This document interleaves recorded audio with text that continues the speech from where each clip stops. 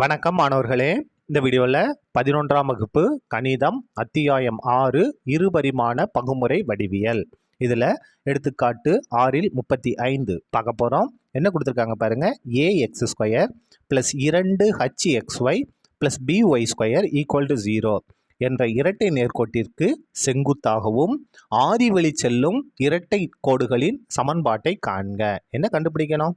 இந்த இதுக்கு செங்குத்தா இருக்கணும், ஆதி வழியை செல்லக்கூடிய இரட்டை நேர்கோடு இன்னொரு சமன்பாடை நம்ம கண்டுபிடிக்கணும். அப்போ இதுக்கு செங்குத்து. இப்போ பாருங்க, கொடுத்து இந்த சமன்பாட்டை எழுதிட்டோம். இதுவும் எதன் வழியாகத்தான் செல்லும்? ஆதிப்புள்ளி வழியாகத்தான் செல்லும். ஏன் அப்படின்னா இந்த நேர்கோட்டின் சமன்பாட்டில் x² உறுப்பு இருக்கு, y² உறுப்பு இருக்கு, xy உறுப்பு இருக்கு. எது இல்லை? x உறுப்பு y உறுப்பு இல்லை. x உறுப்பு y உறுப்பு இல்லை அப்படின்னா அது கண்டிப்பாக இது வழியாக தான் செல்லும், ஆதிப்புள்ளி வழியாகத்தான் செல்லும். அப்போ இதுவும் ஆதிப்புள்ளி வழியாகத்தான் செல்லும். இது இரட்டை நேர்கோடு, 2 சாய்வுகள் இருக்கும். ஒன்று m1ன்னு இன்னொன்று m2ன்னு நம்ம எடுத்துக்கிட்டோம். இப்போ இதனுடைய தனித்தனி சமன்பாடுகள் என்ன அப்படின்னா y = m1x மற்றும் y = m2x.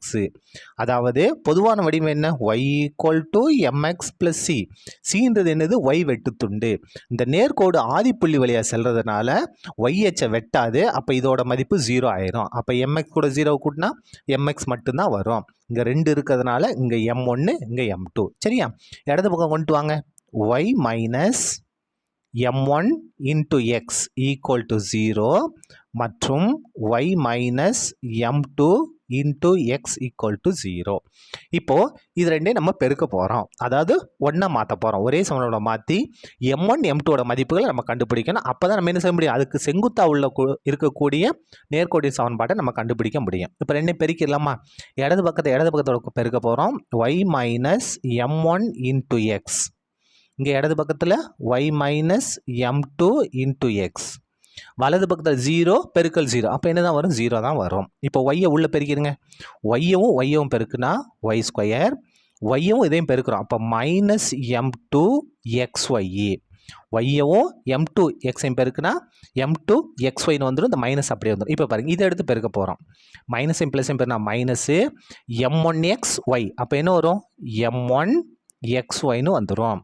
அதுக்கு அடுத்தது இது ரெண்டையும் பெருக்க போகிறோம். மைனஸையும் பெருக்கினா ப்ளஸ்ஸு m1 m2 எக்ஸையும் பெருனா x² = 0. இப்போ பாருங்கள், y² மைனஸ் இந்த இடத்துல எதை வெளியே எடுத்துலாம் பாருங்கள், xy வெளியே எடுத்துருவோமா? xy நம்ம பொதுவாக எடுத்துட்டோம்னா இந்த இடத்துல m2 + m1 plus m1 × m2 × x² = 0. இது சமன்பாடு 1 அப்படியே இருக்கட்டும்.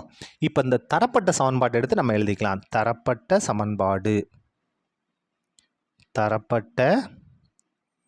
சமன்பாடு என்னன்னா ax² + 2hxy + by² = 0. இதை கொஞ்சம் நம்ம மாற்றி எழுத போகிறோம்.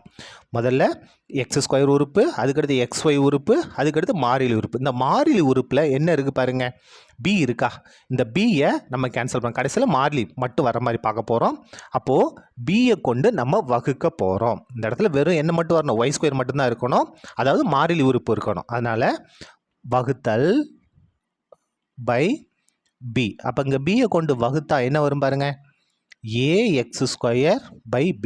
இந்த இடத்துல 2hxy / b ப்ளஸ் இந்த இடத்துல b-யை கொண்டு வகுத்தோம்னா நம்ம வகுத்த b இந்த b கேன்சல் என்ன வந்துடும்? வெறும் y² மட்டும் வந்துடும் = 0. இது சமன்பாடு 2. இப்போ 1 2 ஒப்பிட போகிறோம். 1 மற்றும் 2 ஒப்பிடலாமா? இப்போ பாருங்கள், இங்கே x² கெழு m1 m2, இங்கே x² கெழு a/b. இதை தான் நம்ம ஒப்பிட்டு எடுக்கணும். x² கெழு m1 m2 m1 × m2 = இங்கே x² கெழு a/b. A by b. அதுக்கு அடுத்தது இப்போ இங்கே வாங்க, எக்ஸ்ஒய்யோட கெழு நம்ம பார்க்க போகிறோம். இங்கே எக்ஸ்ஒய்யோட கெழு 2h, இங்கே எக்ஸ்ஒய்யோட கெழு m2 ப்ளஸ் m1நாலும் m1 ப்ளஸ் m2நாலும் ரெண்டும் ஒன்று தான். என்ன இருக்குது? மைனஸில் இருக்குது இல்லையா? அப்போ மைனஸ் ஆஃப் m2 m1 இருக்குது, அதை நம்ம வரிசை எழுதிடுவோம். m1 plus m2 equal to எக்ஸ்ஒய்யோட கெழு minus of m1 plus m2. இந்த சமன்பாட்டில் எக்ஸ்ஒய்யோட கெழு 2h பை பி. பாருங்கள், எக்ஸ்ஒயை தவிர இந்த சமன்பாட்டை பாருங்கள், இந்த எக்ஸ்ஒயை தவிர 2h பை பி. மைனஸ் அந்த பக்கம் கொண்டு போயிடுவோம். m1 plus m2 equal to minus 2h by b. இந்த இடத்துல இது அப்படியே இருக்கட்டும். இப்போது நம்ம என்ன செய்யணும்னா, அவங்க கொடுத்துருந்ததை நம்ம பயன்படுத்தி நம்ம என்ன செஞ்சோம், m1 ப்ளஸ் m2 நம்ம கண்டுபிடிச்சிட்டோம். இப்போ அதுக்கு செங்குத்துன்னு சொல்லியிருக்காங்க இல்லையா? அப்போது செங்குத்தின் சாய்வுகள், தேர்ஃபோர் செங்குத்தின் சாய்வுகள். செங்குத்தின் சாய்வுகள் என்ன? சாதாரணமாக சாய்வு வந்து m1 m2 எடுத்துட்டோம். அப்போ செங்குத்தின் சாய்வுன்னா இதை தலைகீழ மாற்றி குறியவும் மாற்றணும். அப்போ தலைகீழ இதுக்கு பகுதியில் என்ன இருக்குது? 1 இருக்கிறதா அர்த்தம். அப்போ இது தலைகீழ மாற்றினா 1 பை m1, இதை தலைகீழ மாற்றினா 1 பை m2, குறியவும் மாற்றணும். அப்போ மைனஸாக மாறும். அப்போ செங்குத்தின் சாய்வுகள் minus 1 by m1 minus 1 by m2, தலைகீழ மாற்றி குறியவும் மாற்றணும். இப்போது இதனுடைய சமன்பாடு பாருங்கள். தேர்ஃபோர் தனித்தனி சமன்பாடுகள் என்ன? y equal to mx plus c. mx பதில் என்ன இருக்குது? Minus 1 by m1 into x. அதுக்கடுத்து இன்னொன்று என்ன? மற்றும் y equal to minus 1 by m2 into x. தனித்தனி சமன்பாடுகள். அதே மாதிரி இடத்த பக்கம் கொண்டு வந்துருங்க. என்ன மாறும்? y plus 1 by m1 into x மற்றும் y plus 1 by m2 into x equal to 0. இங்கே ஈக்குவல் டு சொல்ல புரியுதா பாருங்கள்? சாய்வுகள், அதாவது y equal to mx plus C. இதான் இது வந்து ஆதிப்புள்ளி வழியை செல்லுது. அப்போ இந்த சியோட மதிப்பு 0 ஆயிரும். இந்த சாய்வு பாருங்கள், மைனஸ் 1 பை m1. அப்போ எம்முக்கு பதிலாக மைனஸ் 1 பை m1 இங்கே மாற்றிருக்கோம். இங்கே எம்முக்கு பதிலாக மைனஸ் 1 பை m2 மாற்றிருக்கோம். இப்போ ரெண்டையும் பெருக்க போகிறோம். பெருக்கலாமா? இடது பக்கத்தோடையும் வலது பக்கத்தோடையும் பெருக்க போகிறோம். அப்போ பாருங்கள், இந்த இடத்துல y ப்ளஸ் என்ன செஞ்சுக்கலாம்? அப்படியே எக்ஸ் பை m1 கூட எழுதுக்கலாம். உடனே எக்ஸ் பேர்னா எக்ஸ் தான். அப்போ எக்ஸ் பை m1. அதுக்கு அடுத்தது இன்ட்டு, இப்போ இங்கே வாங்க, y plus x by m2 equal to இடது பக்கத்தை பெருக்கிட்டோம். வலது பக்கத்து இங்கேயும் 0 இருக்குது, இங்கேயும் அப்போ 0. இப்போ இது பெருக்குங்க, y எடுத்து உள்ளே பெருக்குங்க. என்ன வரும்? ஒய்யும் பெருக்குனா y ஸ்கொயர், ஒய்யும் இதையும் பெருக்கிறோம். அப்போ என்ன வரும் பாருங்கள்? xy by m2. இப்போ இதை எடுத்து பெருக்க போகிறோம். என்ன வரும் பாருங்கள்? எக்ஸையும் ஒய்யும் பெருக்குனா xy பை m1. இங்கே பெருக்குங்க, எக்ஸையும் பெருக்குனா X square by m1 m2 பெருக்குனா m1 into m2 equal to 0. பெருக்குனது புரியுதா பாருங்கள்? ஒய்யும் பெருக்குனா ஒய் ஸ்கொயர். இது அப்படியே பெருக்க போகிறோம். தொகுதி கூட தான் பெருக்க போகிறோம். ஒய்யும் எக்ஸையும் பெருக்குனா xy, இந்த பகுதியில் இருக்க m2 அப்படியே வந்துருச்சு. இப்போ இதை எடுத்து பெருக்க போகிறோம். எக்ஸையும் பெருக்குனா xy, பகுதியில் இருக்க m1 அப்படியே வந்துருச்சு. இப்போ பாருங்கள், இது ரெண்டுமே பின்னம். எக்ஸையும் பெருக்குனா எக்ஸ் ஸ்கொயர், m1 m2 பெருக்குனா m1 m2. இப்போது இதிலிருந்து ஒரு சின்ன மாற்றம், y ஸ்கொயர் ப்ளஸ் இதுலேருந்து xyயை நம்ம பொதுவாக வெளியே எடுத்துருவோம். அப்போ என்ன வரும்? 1 by m2 plus 1 by m1 plus x square by m1 into m2 equal to 0. ஒரு சின்ன மாற்றம், இது குறுக்கு பெருக்கல் எடுக்க போகிறோம்.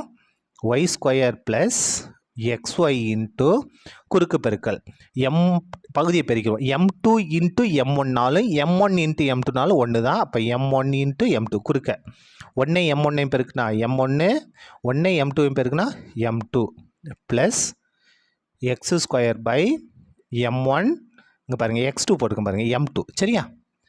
m2 equal to 0. இப்போது நமக்கு தெரிஞ்ச மதிப்புகளை இங்கே ஒன்று பிரதியிட போகிறோம். m1 m2ஓட மதிப்பு a by b, m1 plus m2ஓட மதிப்பு மைனஸ் 2h பை b. அப்படியே மாற்றி எழுதலாமா பாருங்கள்? y square plus xy m1 plus m2ஓட மதிப்பு -2h பை b வகுத்தல் m1 இன்ட்டு m2ஓட மதிப்பு a by b plus x2 அப்படியே வந்துடும் m1 இன்ட்டு m2ஓட மதிப்பு a by b equal to 0. அடுத்த ஸ்டெப்பு இருங்க, நான் ஒரு பேப்பர் எடுத்துக்கிறேன்.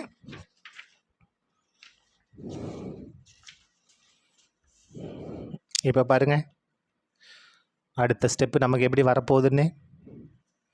இந்த இடத்துல y² ப்ளஸ் xy இன்ட்டு இந்த இடத்துல பாருங்கள், 2 பின்ன வகுத்தல் இருக்குது. இந்த தொகுதியில் இருக்க பின்னத்தோட இதில் b தான் இருக்குது, இங்கேயும் b தான் இருக்குது. இந்த 2 bயும் கேன்சல் ஆயிரும். மிச்சம் என்ன இருக்குது? -2h பை a மட்டும்தான் மிச்சம் இருக்குது. Plus x². இந்த வகுத்தலை பெருக்கலாம் மாற்றிட்டோம்னா இந்த a பை b என்ன மாறும்? b பை ஏவா மாறும் ஈக்குவல் டு 0. அடுத்த ஸ்டெப் பாருங்கள், இங்கேயும் a இருக்குது, இங்கேயும் a இருக்குது. அப்போ ஏவை கொண்டு பெருக்கிடலாமா? பெருக்கல் பை a, ஏவை கொண்டு பெருக்க போகிறோம். அப்போ இங்கே ஏவை கொண்டு பெருக்குனா ay². இங்கே ஒரு ப்ளஸ் இருக்குது, இங்கே ஒரு மைனஸ் இருக்குது. அப்போ ப்ளஸ்ஸையும் மைனஸையும் பெருக்குனா மைனஸ்.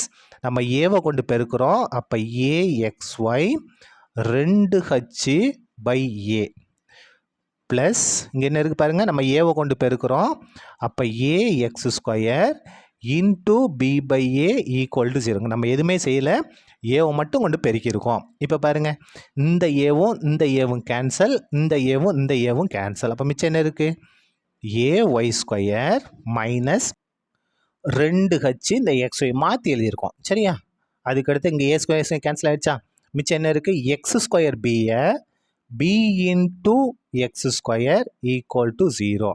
இதுதான் நமக்கு தேவையான நேர்கோட்டின் சமன்பாடு. அதாவது கொடுத்திருந்த நேர்கோட்டுக்கு செங்குத்தாக இருக்கும் ஆதிப்புள்ளி வழியே செல்லக்கூடிய நேர்கோட்டின் சமன்பாடு இதுதான். ay² minus 2hxy plus bx² equal to 0.